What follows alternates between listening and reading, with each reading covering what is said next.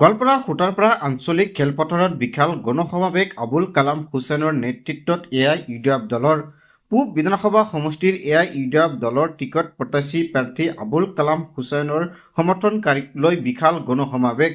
সমষ্টিটোৰ বিভিন্ন পঞ্চায়তৰ পৰা এআইইউডিএফ দলৰ কৰ্মী ও আবুল কালাম হুছেইনৰ সমৰ্থনকাৰী বিপুল সঁহাৰি ৰাইজৰ সভাখনত দেখা যায়।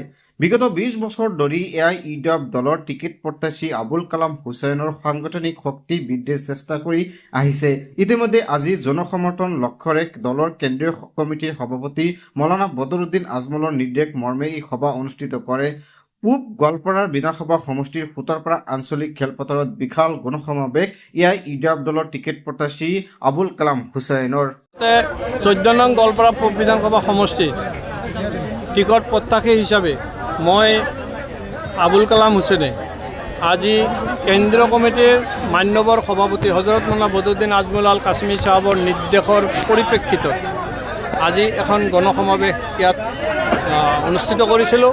আচলতে মূল উদ্দেশ্য হৈছে গণসমাৱেশটোৰ যে আমাৰ চেলেঞ্জ এইটোৱে যে আমাৰ যিসকল টিকট প্ৰত্যাশী আছে প্ৰতিজনকে এই ধৰণে এখন সভা অনুষ্ঠিত কৰিবৰ কাৰণে তেখেতে নিৰ্দেশ দিছে আৰু এই সভাৰ জৰিয়তে তেখেতে পৰ্যবেক্ষণ কৰিব যে কোনজন প্ৰাৰ্থীৰ ক্ষেত্ৰত কিমান সংখ্যক সমৰ্থক জনসমৰ্থন আগবঢ়াইছে।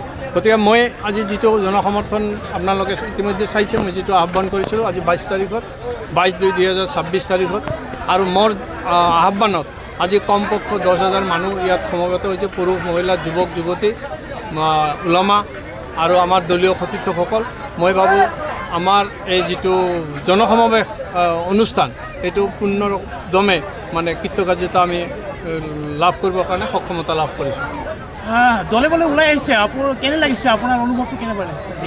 নহয়, মই আচলতে এই কথাটো আগৰ পৰাই অনুভৱ কৰিছোঁ যে গোৱালপাৰা 14 নং পূব বিধানসভা সমষ্টিৰ আমাৰ ৰাইজে, ভোটাৰ ৰাইজে এইবেলি সিদ্ধান্ত লৈছে যে বিগত দিনত যিসকল নেতা ৰছিদ আলমে হওক, ৰছিদ মণ্ডলে হওক বা আৰু কোনোবা হওক, তেখেতসকলক ইতিমধ্যে প্ৰত্যাখ্যান কৰিছে আৰু আমাৰ সমষ্টিবাসী ৰাইজে এই সমষ্টিৰ ভূমিত জন্ম কৰা সন্তানক এইবাৰ বিধায়ক বনোৱাৰ কাৰণে চিন্তা চৰ্চা কৰিছে আৰু নিশ্চয় সেই হেতুকে এই মানুহখিনিয়ে আমাৰ শতপ্ৰতভাৱে ওলাই আহিছে, নিস্বাৰ্থভাৱে ওলাই আহিছে এআইইউডিএফৰ সমৰ্থনত তথা হজৰত মৌলানা বদৰুদ্দিন আজমল চাহাবৰ যি